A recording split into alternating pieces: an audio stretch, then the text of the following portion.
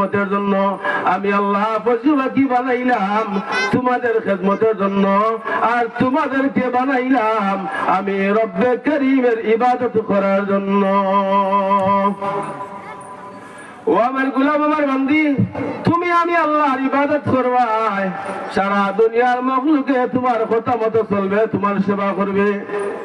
আমি আল্লাহ তোমার গোটা জিন্দগির ভিতরে বরকত দিয়া ভরপুর করিয়া দিয়া দিব।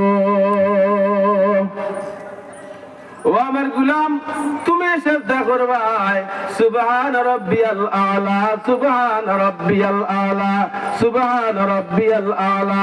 আমি ফেরেশতাকে দেখাই, ও আমার ফেরেশতারা তাকাও।